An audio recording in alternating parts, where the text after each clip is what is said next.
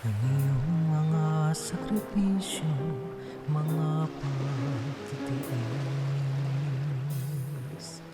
Ako ang dahilan, ako ang iyong pinagpupunan.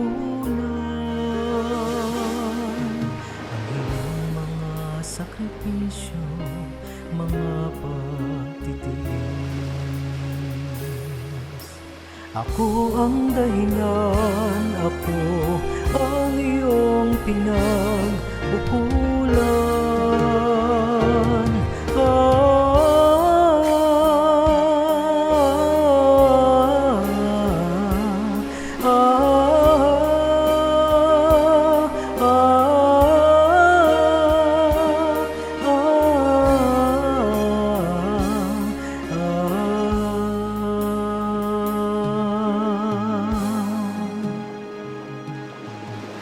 Habang pasan-pasan mo ang krus, nasa isip mo'y ako, nasa puso mo'y ako. Gaya ng ako ang iyong pinapasan, lubos mong iningatan, mahigpit mong hinawakan, hindi mo binitawan, itinaguyod hanggang kamatayan. Panginoon, napakabuti mo, noon pa may inibig mo na ako. Mula pa sa ugat ng aking lahi, daigdig may maglaho, pag-ibig mo'y mananatili. Dakila ka aking hari.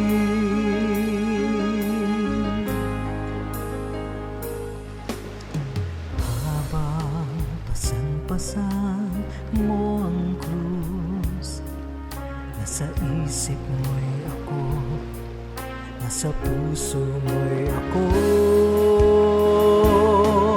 Gaya ng ako ang iyong pinapasan, lubos mong iningatan, mahigpit mong hinawakan, hindi mo binitawan, itinaguyod hanggang kamatayan. Panginoon, napakabuti mo, noon pa may inibig mo na ako. Mula pa sa ugat ng aking lahi, daigdig may maglaho, pag-ibig mo'y mananatili. Dakila ka aking hari, pasasalamat.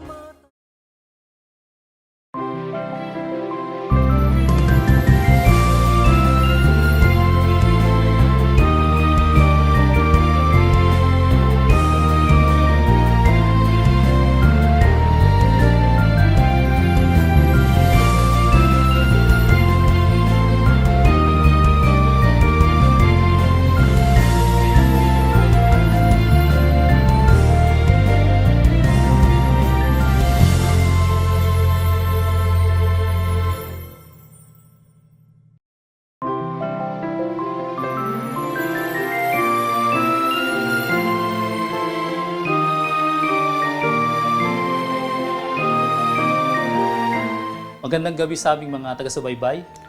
Lagi po naming ipinapaalala sa inyo, mga kaibigan, na kahit anumang sitwasyon na ating pinagdadaanan na nagdudulot sa ating puso, na napapaisip tayo parang laging may kulang, tandaan niyo po, nakahanda ang Diyos na tayo po ay tulungan. At sana kami na inyong mga lingkod sa programang ito ay matugunan dito sa programang Full Life.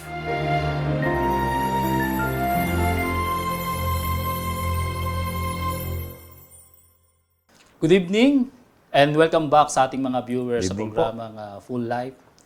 To all our friends, may peace and blessings be upon you. And we pray na palagi nating matagpuan ang mga pagpapala sa ating buhay anuman ang ating pong maranasan at pagdaanan, positibo o negatibo man ay malikha sa ating kalooban na walang dahilan upang ang Panginoon ay ating pasalamatan araw-araw. Kaya ang pamagat ng ating pong topic ngayon ay Narito po, pagsaluhan natin. Thank you, Lord, the story of the 10 lepers. Mga kaibigan, siguro alam natin tong picture na ito na makikita po natin sa ating monitor. Kung tawagin po ito ay tapestry na binuo sa pamamagitan po ng pagburda. And then after nun, makikreate ang isang larawang may buhay. Sa pamamagitan po ng artist, no, ng paghabi ng sinulid ng isang mananahi. At tiyak na habang ginagawa nila ito, hindi lang po kaligayahan ng kanilang nararamdaman, dumarating for sure sa isang pagkakataon, dumadanas din sila ng kalungkutan. Pero siguro, Brother Amadeo, hindi yun ang mahalaga. Ang importante sa kanila, yung pagkatapos nito ay makita nila ang resulta ng kanila pong ginawa. Totoo naman, mga kaibigan, ito'y kagaya ng ating buhay. Mararamdaman natin ang ating sarili na sa pagdaan natin sa daang papunta sa nais nating maging buhay, ang fulfilling life or complete life, hindi natin maiiwasan ng mga madidilim na pangyayari. Gaya ng mga problema sa trabaho, lagi natin sinasabi to, Brother Amadeo, sa pag-aaral po ng ating mga anak, relationship, karamdaman, o kahit sa mga may ministry po dyan. Minsan naiisip na din natin na parang wala nang katiyakan. Opo. Pero alam niyo po, ang magtaglay ng ugaling mapagpasalamat ay maitutulad natin sa isang ilaw na bumubuhay ng ating pag-asa. Kaya samahan niyo po kami at atin pong simulan ang pag-aaral ng topic na ito. Brother Amadeo? Narito po ang isang pangyayari, isang sitwasyon na nasulat sa Biblia na siya pong focus ng ating pong pag-aaral ngayon. Mabasa po natin sa Lucas 17:12. At sa pagpasok niya sa isang nayon, ay sinalubong siya ng 10 lalaking ketungin na nagsitigil sa malayo. Ang tinutukoy po na pumasok sa nayon ay ang Panginoong Kristo Jesus. Siya po ay patungo sa Jerusalem. Pero dumaan po muna siya sa pagitan po ng Samaria at Galilea na talagang napakatiyak na siya po ay doon pupunta. Bagamat ang kanyang patunguhan ay Jerusalem, sinadya niya pong pumunta sa dako na hindi naman po sinabi ko anong pangalan ng nayon na yun. Pero napakatiyak, pumunta po siya doon na alam niya kung ano ang kanyang sadya.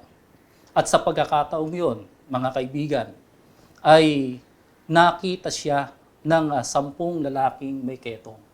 Maring posible na hindi man po natin nababasa sa Biblia na ito ang talagang sadya ng Panginoon. At kung bakit po?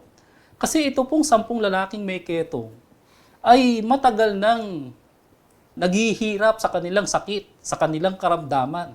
At hindi lamang sa katawan. May sakit sila. Pero yung kalooban po nila, nagtataglay din po ng sakit dahil malayo sila. At sila po ay iniwan ng kanilang mga mahal sa buhay o kaya ng kanilang mga kaibigan dahil yung kanilang sakit nakakahawa. At yun yung lalong mahirap po talaga doon. Opo. Hindi lang physically na pagdurusa, lalo na. Nabanggit nyo nga po yung possibility na hindi na po naging regular or baka lubusan ng hindi dinalaw kahit ng kanilang mga mahal sa buhay. Mga kaibigan, napaka-importanting bagay po na napansin natin. Batay sa sinabi po ni Brother Amadeo, may usual na dadaanan sana ang Panginoon. Papunta sa Jerusalem, pero intentionally, dumaan siya doon sa lugar na malapit doon yung 10 may sakit. Pag-isipan po nating mabuti. Alam niyo po, sa anumang level ng society tayo kabilang, pagka ang pinag-uusapan problema o pinagdadaanan sa buhay, upper class ka man or middle class, o kahit tayo po ay nasa lower class ng society, nagkakapantay-pantay tayo pagdating sa mga uncertainties. Hindi ba? Opo. Hindi nakakaangat. Kung ikaw ay nasa upper class sa lipunan, ay pwedeng advance ka. Masasabi mo na sigurado ka sa lahat ng bagay. Hindi po ganon. Kaya ang nangyayari pagka ganito sitwasyon, na i-apply na lang natin yung appreciation sa mga bagay na positive na dumarating sa atin. Oo nga naman. Normally, paano ka magiging thankful kung feeling mo dahil sa problems ay hindi ka na useful? At Opo. yun yung mga karaniwan na na-encounter natin. Baka kakilala mo, di ho ba? Hindi man gaya niya ang 10 may ketong na may sakit, pero ina-isolate natin or dinidistansya natin ang ating sarili. Ang malinaw na dahilan, kaya po hindi tayo nagpapatuloy kasi hindi na tayo makakreate ng momentum sa ating pong buhay. Hinihiwalay natin ang sarili natin sa ating pong mga kakilala and sadly, minsan kahit sa ating family. Kaya po kilalamang personality o karaniwang tao sa community ay hindi nakakatakas, Brother Amadeo, sa ganitong karanasan ng buhay. At maaaring isa ka, kaibigan, na kasalukuyang nanonood ng programang ito. Kaya huwag po kayong bibitiw, ipagpapatuloy natin ang mga kasunod na pangyayari. Brother Amadeo? Sa pag-asa na mayroon ng katugunan, yung pong sa tagal ng panahon na hinihiling ng mga may sakit na ito, na 10 ketungi nga na binabanggit po sa ating paksa, nagkaroon na po ng katuparan sapagkat ang Panginoon ay nakita na nila. At hindi lang yun, maaaring nakakabalita na sila before pa, di ba? Opo, kaya basahin po natin muli ang sinasabi po sa talata. Lucas 17:13, At sila'y nagsisigaw na nagsisipagsabi, Guro, maawa ka sa amin. Ito po ay isang matibay na pag-asa sa kanilang kalooban. Ang kanila pong pagsasalita o pagsigaw na humihingi sila ng tulong sa Panginoon sapagkat ito pong kahilingan na ito ay maaaring sabihin natin na ito ang kanilang pananampalataya na magagawa sa kanila ng Panginoon na matagal na nilang inaasam na sana ay dumating na sa kanilang buhay. Kaya sa pagkakita po ng mga may sakit na ito sa Panginoon, sumigaw sila ng buong pag-asa. Malakas, talagang nasa kalooban nila, nasa pananampalataya sila, kaya kahit sila po ay malayo o kaya ay nasa isolated na lugar, dahil nga po doon sa kanilang karamdaman, ay umaasa sila na ang kanilang sigaw na ito ay maririnig ng Panginoon at sila po ay kahabagan. Opo. Literally, pag malayo ang inaasahan mong tutulong sa iyo, ang pagsigaw ay isang expression ng paghingi ng tulong. Di ba? Kung atin pong pag-iisipang mabuti, ang kasalukuyan nating sitwasyon, makita natin yung koneksyon ng pangyayari sa buhay ng 10 may sakit sa kasalukuyan nating buhay, mga kaibigan. Nabanggit ko, ito isang ekspresyon ng paghingi ng tulong. Pero ang tanong, paano? Kung sila noon, intentionally ay dumaan ng Panginoon, hindi lang yung Brother Amadeo Opo. Ayon sa pag-aaral, mas malayo dapat yung lalakbay ng Panginoon going back to Jerusalem, pero doon sa dinaanan niya, mas magiging malapit yung kanyang magiging journey pabalik po sa Jerusalem. Kaya mapapansin po natin, mga kaibigan, pinapadali ng Panginoon or pwede ko sabihin, tinutuldukan ng Diyos yung mga pinagdadaanan natin sa buhay. Ang kailangan lang, mapansin po natin. At kung mapansin natin, kailangan nating i-express yung ating pong paghingi ng tulong sa Kanya kasi sayang yung opportunity. Opo. Baka lumagpas pa. Mga kaibigan, ang tanong nga ay paano? Paano natin ipapadama sa Diyos na tayo po ay humihingi ng saklolo sa Kanya? Makaka-relate po tayo sa isang verse, mga kaibigan, sa awit po ni Haring David. Ito po yung sinabi niya na sagot kung paano natin ma-express ang ating damdamin. Ganito po ang sinasabi. O magpasalamat kayo sa Panginoon, sapagkat siya'y mabuti, sapagkat ang kanyang kagandahang loob ay magpakailanman. Dito po talagang masabi natin kilalang kilala ni Haring David ang Panginoon. Sapagkat sa panahon ng kanyang pangangailangan, ang Panginoon ay laging sumasagot sa kanya. Ang kailangan lamang ay ang buong pananampalataya na tumatawag sa Panginoon. So, makikita natin, mga kaibigan, no, yung sagot. Sabi ni Haring David kasi, sapagkat siya'y mabuti. Yun po yung Opo. nagpapakita ng pagkakilala na ang Panginoon ay may kakayanang magpabago ng ating pong sitwasyon. Ito po yung masasabi nating timeless wisdom. Mula noon hanggang ngayon, mahalagang malinaw na alam mo na tanging Panginoon lang ang makakasaklolo sa iyo. Ibang issue yung gumagamit siya ng kasangkapan. Inimagine ko, balik po tayo doon sa 10 may sakit. Inimagine ko, Brother Amadeo, bago pa mangyari yung pag-asa nila na ang Panginoon ay dumaan sa kanila. Opo. In other words, ay gagawa ang Diyos intentionally ng mabuti sa kanila. Yung 10 may sakit na yon, wala pa man. Pero dahil sa pagkakilala nila, for sure, nakakabalita na sila. Opo. Yun yung keyword. Yung pagkakilala nila sa Panginoon, mga kaibigan, enough na maging basis para hindi mo pa man nare-receive yung ine-expect mong tulong na ibibigay sa iyo ng Panginoon, eh pwede mo nang masabing, thank you Lord eh. Hindi pa nila nakausap o nakaharap, malamang nasabi na nila ito. Walang iniwan yan sa naranasan po nating lahat, mga kababayan, nung mga nagdaang panahon, yung pandemic, di po ba? Isolated tayo. Wala tayong ginagawa kundi mag-abang, manood sa balita kung ano na possible na mangyari. Pero naghihintay tayo ng good news. At pagka in-announce na yung, ang tawag po doon, Brother Amadeo? Ayuda po. Yung ayuda darating na. Hindi mo pa nare-receive sa kamay mo, pero nasasabi mo ng, salamat. Di ba? Opo. Napapasabi na tayo ng thank you. Mga kaibigan, lalo na po sa Panginoon.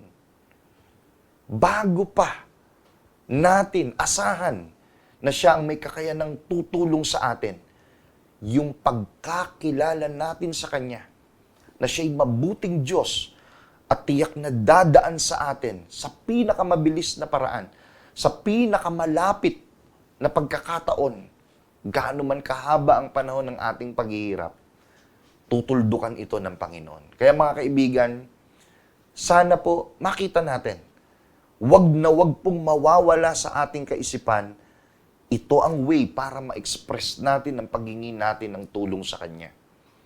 At higit sa lahat, wag nating ma-miss na ang Diyos ay deserve niya na marinig sa atin ng mga salitang salamat, Panginoon. At ulitin ko po, ito ang ilaw na nagbibigay liwanag sa ating mga nawawalang pag-asa. Yung attitude na yun. Di ba? Kaya po, hindi lamang po pangako, kundi ito ay salita ng Diyos na mapanghahawakan. At sapagkat salita ng Panginoon, mangyayari ito. Sigurado At yun po. ang pag-asa po ng mga may sakit na ito na sumisigaw sa Panginoon. At tunghayan po natin muli ang sinasabi ng Biblia. Sa Lucas Kapitulo 17, versikulo 14, at pagkakita niya sa kanila, ay sinabi niya sa kanila, magsihayo kayo at kayo'y pakita sa mga saserdote. At nangyari na samantalang sila'y nagsisiparoon, ay nangalinis sila. Mga kaibigan, ito po ay mapanghahawakan natin sapagkat salita ng Panginoon. At ito'y hindi lamang sinasabi niya para doon sa mga may sakit, kundi sa lahat ng mga nakararanas na katulad ng mga may sakit na ito. Kaya narito po kaibigan, ina-isolate ba natin ang ating sarili ngayon? Dahil sa tingin natin walang tutulong sa atin. Pro ka ba sa relationship mo? Sumuko ka na ba dahil sa sakit mo? Ay kaibigan, wag na wang mangyari. Kahit in advance, pwede mong sabihin ngayon, thank you Lord. Amen. At napakasarap sabihin sa Panginoon, maawa ka sa amin. Tandaan po natin, nasabi lang yun ng 10 may sakit. Note po, nung kaharap na nila ang Panginoon, ibig sabihin, pwede kang umasa na makakaharap mo ang Panginoon. Kung kahit sa panahon na hindi mo pa siya kaharap o nararanasan ang presensya niya, deep within your heart, alam mong may mabuting Panginoon na dadaan sa lugar mo Opo. o pinagdaraanan mo ngayon. Saan ka man naroon? Kaya wala pong ibang solusyon kundi ang maging mapagpasalamat tayo sa lahat ng sitwasyon. Alam po ninyo mga kaibigan, minsan sa buhay natin, baka ang Panginoon na mismo ang gumagawa ng way o paraan para mas lalo tayong mapalapit sa Kanya at upang pag-aanin ang ating mga problemang kinakaharap sa ating buhay. Gaya ng mga problema sa trabaho, pag-aaral, relationship, at lalong-lalo na ang connection po natin sa At Panginoon. yun ang pinaka-importante sa lahat. Di ba? Maging sa mga may ministry po diyan, mga kaibigan, napakahalagang makita po natin, gumagawa na ng way ang Panginoon. Siya na mismo ang nagnanais na yung matagal na paghihirap ay umikli. O hindi lang umikli, kundi magtapos na. Siya na mismo ang gumagawa ng paraan upang yung paglimot na posibleng naranasan natin, kahit mahal natin sa buhay, sinasabi ng Diyos ngayon, narito siya. Inaalala ka niya. Handa siyang magmalasakit sa ating pong kalagayan, gaya po ng pinaranas niya doon sa 10 may sakit, mga kaibigan. Kaya hinihikayat po namin kayo. Tandaan nating hindi ang kasalukuyan nating panahon ang magpapabago ng ating atensyon sa Panginoon. Nais ko pong pansinin natin itong mabuti. Ang intensyon ba natin ay manatiling maging thankful sa Panginoon dahil kinikilala natin siya kahit wala pa ang ating mga kahilingan? Mga kaibigan, yung ba ang ating intensyon? Mabuti kung ganon. Pero tandaan mo, kadalasan binabago ng ating atensyon yung ating intensyon kapag ka po ang pinagdadaanan nating sitwasyon ay negatibo na. Sa halip, manatili tayo sa kaloobang laging pasalamatan ng Panginoon. Opo, thank you Lord. Dahil kung ganito po tayo maninindigan, gaya ng nangyari, Brother Amadeo, sa 10 may sakit. Opo. 2 bagay po ang nais po naming iwanan sa inyo sa first part ng story po ng 10 may ketong. Ang topic na thank you Lord, una po, magpapakita o magpaparanas sa iyo ang Panginoon. Dadaan siya sa atin. In other words, gagawa siya ng mabuti sa atin. Yung matagal mong paghihintay, finally eto na. Ayon sa verse, nagpakita ang Panginoon sa kanila. Ngayon, hindi ba't ito rin ang ating inaasahan? Na kahit gaano man kabigat o kalaki ang ating pinagdaraanan, hindi nito kayang takpan ang ating mga mata, ang ating pagtingin, ang ating kaisipan, upang magpatuloy sa daan ng buhay, upang siya'y ating pasalamatan. Mga kaibigan, inuulit ko po, magpaparanas ang Panginoon sa atin. Pangalawa, magpapagaling ang Panginoon. Noon, sinabi mismo ng Panginoon sa 10 may sakit, magsihayo kayo. Di ba? Ibig sabihin, laya na sila sa kahapon. Yung matagal nilang paghihintay, tapos na. Hindi na kayo isolated. Eto na. Sinamantala niyo yung opportunity na dumaan ako sa buhay niyo, hindi niyo pinalagpas. Laya na kayo sa kahapon. Sinasabi po natin ngayon, mga kaibigan, move on. Huwag nating isipin, huwag nating piliin o kahit akalain na may panahon o pagkakataon na hindi deserve na marinig mula sa ating mga puso ang mga salitang, salamat, Panginoon. Mga kaibigan, ang kwento ng 10 ketongin ay kwento ng kahapon. Pero, ang mensahe ay kwento hanggang ngayon. Na anumang karanasan sa buhay, pag-aaral, relationship po natin, hanap buhay o kahit karamdaman man, at lalo na po sa mga may ministry na ginagampanan, tandaan, ang kilalanin ng kabutihan ng Panginoon ay napaka-importanting bagay na maging kaugalian. Sumampalataya po tayo, minamahal na mga viewers, magre-resulta ito sa isang napakagandang transformation sa ating buhay. At sama-sama nating masasabi, salamat po, Panginoon.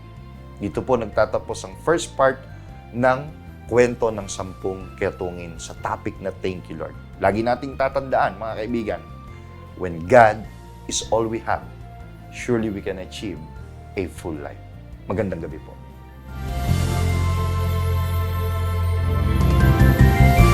Maraming salamat po sa inyong pagtangkilik sa palatuntunang ito ng Kabanal-Banalang Iglesia ng Diyos kay Kristo Jesus. Kung nais po ninyong mapanood ang iba pa naming programa at upang lubos po ninyong makilala ang kabanal-banalang Iglesia ng Diyos kay Kristo Jesus, mag-subscribe sa ating YouTube channel na The Most Holy Church, bisitahin ang aming Facebook page na MHC Media. At bisitahin ang ating official website na www.mostholychurch.com. Maraming salamat po!